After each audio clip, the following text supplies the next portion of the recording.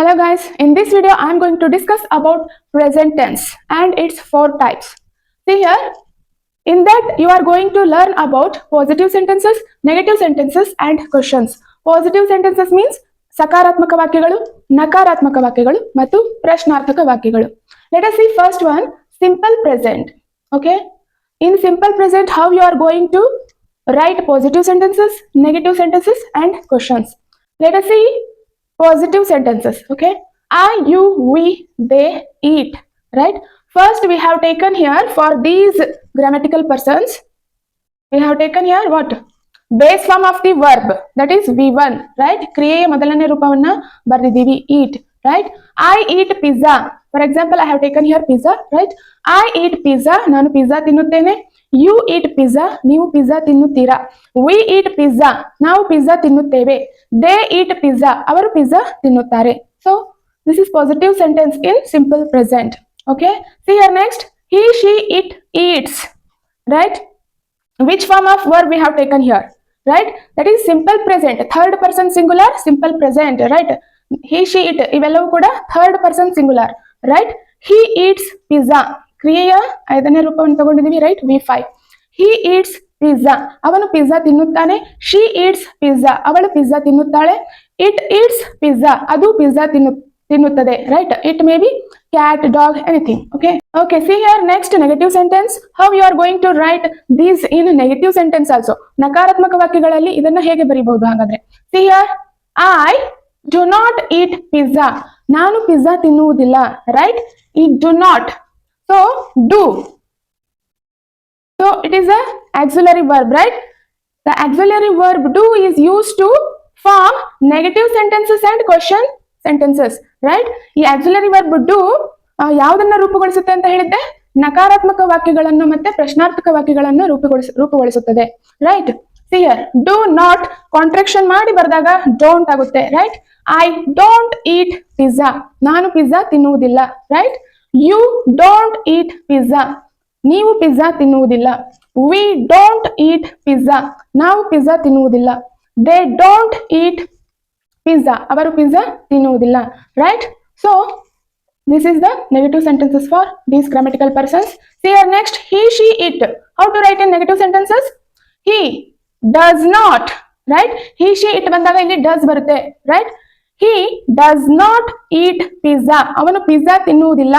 Right, does not contraction ಮಾಡಿ ಬರೆದಾಗ doesn't ಆಗುತ್ತೆ. Okay, he doesn't eat pizza, ಅವನು ಪಿಜ್ಜಾ ತಿನ್ನುವುದಿಲ್ಲ. ಇಲ್ಲಿ does ಬಂದಾಗ ಮತ್ತೆ ನೀವು ಇಲ್ಲಿ yes add ಆಗೋದಿಲ್ಲ ಇಲ್ಲಿ. Okay, don't write s here. Okay, while writing negative sentences for third person singular. she doesn't eat pizza, ಅವಳು ಪಿಜ್ಜಾ ತಿನ್ನುವುದಿಲ್ಲ. it doesn't eat pizza, ಅದು ಪಿಜ್ಜಾ ತಿನ್ನುವುದಿಲ್ಲ. Okay, next, questions. Okay, how you are going to ask questions to someone using positive sentences? Right, see here, ಇಲ್ಲಿ verb question ಕೇಳುವಾಗ first verb first ಗೆ ಬರುತ್ತೆ. Right, do. see here, do I eat pizza, ನಾನು pizza ತಿನ್ನುತ್ತೀನಾ? I don't know. do you think do I eat pizza, ನಿಮ್ಗೆ ಅನ್ಸುತ್ತಾ ನಾನು pizza ತಿಂತೀನಿ ಅಂತ? Right, see here next, do you eat pizza, ನೀವು pizza ತಿನ್ನುತ್ತೀರಾ? do we eat pizza, ನಾವು pizza ತಿನ್ನುತ್ತೇವಾ? Right, next, do they eat pizza, ಅವರು ಪಿಜ್ಜಾ ತಿನ್ನುತ್ತಾರಾ? ನೆಕ್ಸ್ಟ್, ಇಲ್ಲಿ he, she, it third person ಬಂದಾಗ ಡಸ್ ಬರುತ್ತೆ ಫಸ್ಟ್ ಗೆ ಕ್ವಶನಿಂಗ್ ಮಾಡುವಾಗ. Right, does he eat pizza, ಅವನು ಪಿಜ್ಜಾ ತಿನ್ನುತ್ತಾನಾ? ಡಸ್ she eat pizza, ಅವಳು ಪಿಜ್ಜಾ ತಿನ್ನುತ್ತಾಳ? ಡಸ್ it eat pizza, ಅದು ಪಿಜ್ಜಾ ತಿನ್ನುತ್ತದಾ? Right, so you can also make questions using questioning words like why, where, what, who, whom, where, like this. For example, what do you eat in a day, ನೀವು ಏನು ತಿನ್ನುತ್ತೀರಾ ಇವತ್ತಿನ ದಿನ? Okay, what do they eat, ಅವರು ಏನು ತಿನ್ನುತ್ತಾರೆ? Another example, what does he eat, ಅವನು ಏನು ತಿನ್ನುತ್ತಾನೆ? ವಾಟ್ ಡಸ್ ಶಿ ಈಟ್, ಅವಳು ಏನು ತಿನ್ನುತ್ತಾಳೆ? ಹೌ ಡಸ್ ಶಿ ಈಟ್, ಅವಳು ಹೇಗೆ ತಿನ್ನುತ್ತಾಳೆ? Like this you can also make questions using questioning words. Okay, see here next, present continuous tense. In present continuous tense, how we are going to write positive sentences, negative sentences and questions. Okay, let us see first positive sentences. I am laughing, ನಾನು ನಗುತ್ತಿದ್ದೇನೆ. The action is happening right now. ಕ್ರಿಯೆ ನಡೆಯುತ್ತಾ ಇದೆ, right. What is the structure here? See here, I is the subject, right. To be verb ಯಾವ್ದಿಲ್ಲಿ? Am, right. Plus I N G form of the verb, laugh. I N G form of the verb ಅನ್ನ ಬರಿತೀವಿ, right. Laughing ಆಗುತ್ತೆ.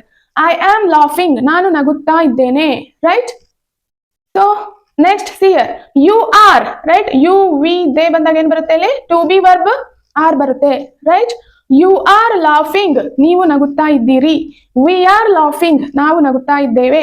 They are laughing, ಅವರು ನಗುತ್ತಾ ಇದ್ದಾರೆ, right. See here, third person singular, subject he, right. To be verb ಏನಾಗುತ್ತೆ ಇಲ್ಲಿ? Is, right. Next I N G form of the verb. He is laughing, ಅವನು ನಗುತ್ತಾ ಇದ್ದಾನೆ. ಶಿ ಈಸ್ ಲಾಫಿಂಗ್, ಅವಳು ನಗುತ್ತಾ ಇದ್ದಾಳೆ. ಇಟ್ ಈಸ್ ಲಾಫಿಂಗ್, ಅದು ನಗುತ್ತಾ ಇದೆ, right. See here next negative sentences. Then how to make negative sentences? Using not, right? I am not laughing, ನಾನು ನಗುತ್ತಾ ಇಲ್ಲ, right? I am not laughing, right? See here, ಇಲ್ಲಿ ಏನ್ ಬರುತ್ತೆ? ಇಲ್ಲಿ ನೆಕ್ಸ್ಟ್ ನೆಗೆಟಿವ್ ಸೆಂಟೆನ್ಸ್ ಅಲ್ಲಿ ಇಲ್ಲಿ ಪ್ಲಸ್ ನಾಟ್ ಆಡ್ ಆಗುತ್ತೆ, okay. You are not laughing, ನೀವು ನಗುತ್ತಾ ಇಲ್ಲ, right. We are not laughing, ನಾವು ನಗುತ್ತಾ ಇಲ್ಲ. ದೇ ಆರ್ ನಾಟ್ ಲಾಫಿಂಗ್, ಅವರು ನಗುತ್ತಾ ಇಲ್ಲ, right. Here also same, right. Not use ಮಾಡ್ತೀವಿ ಎಲ್ಲಿ? ನೆಗೆಟಿವ್ ಸೆಂಟೆನ್ಸ್ ನಲ್ಲಿ. ಹಿ ಈಸ್ ನಾಟ್ ಲಾಫಿಂಗ್, ಅವನು ನಗುತ್ತಾ ಇಲ್ಲ. ಶಿ ಈಸ್ ನಾಟ್ ಲಾಫಿಂಗ್, ಅವಳು ನಗುತ್ತಿಲ್ಲ, right.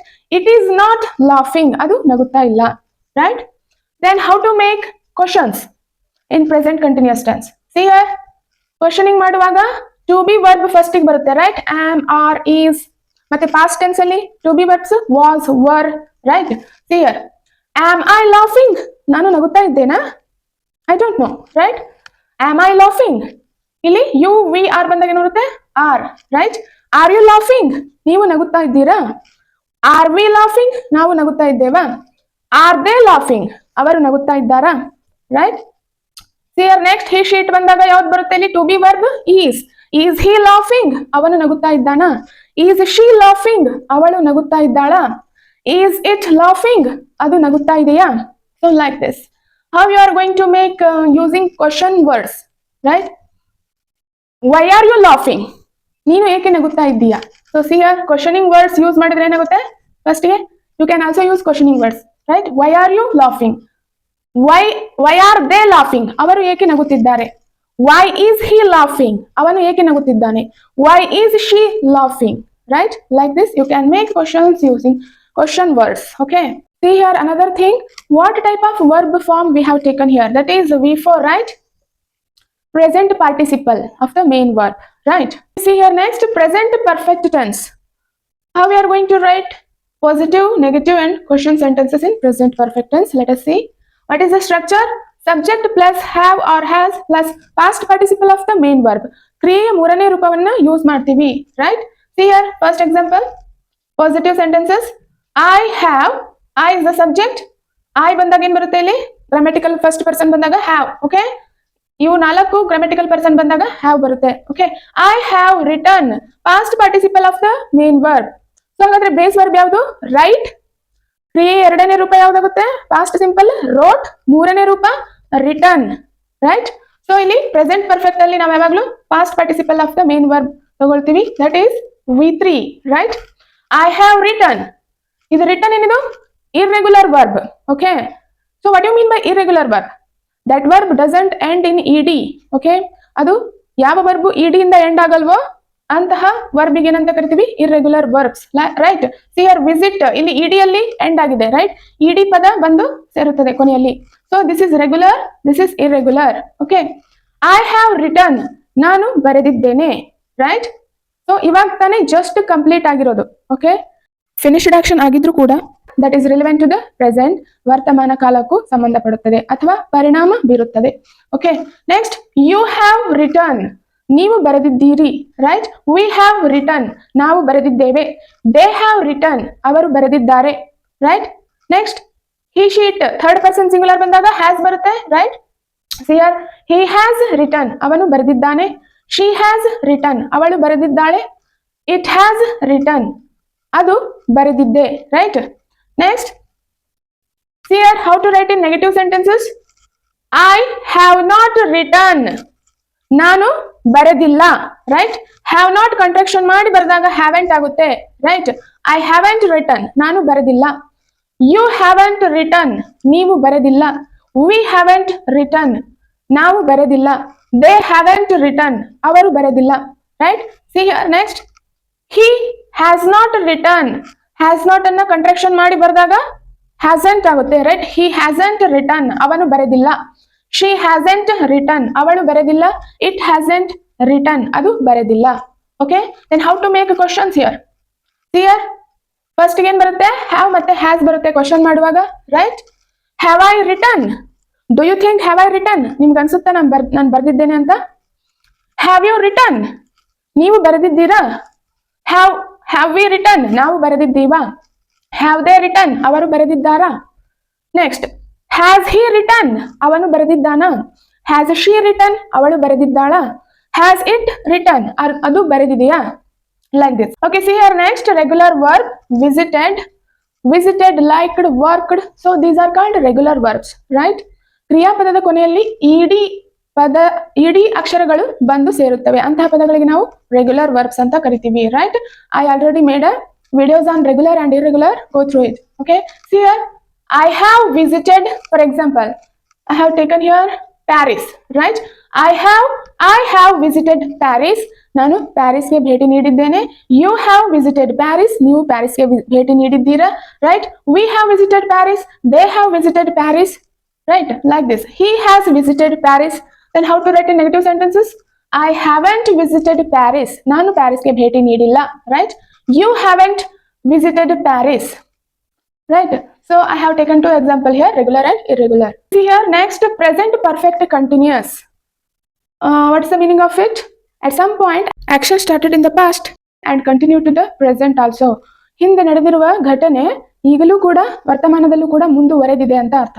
Okay, what is the structure here? Subject plus have been or has been plus ING form of the verb. Perfect continuous ಅಲ್ಲಿ ನಾವು been add ಮಾಡ್ತೇವೆ, right.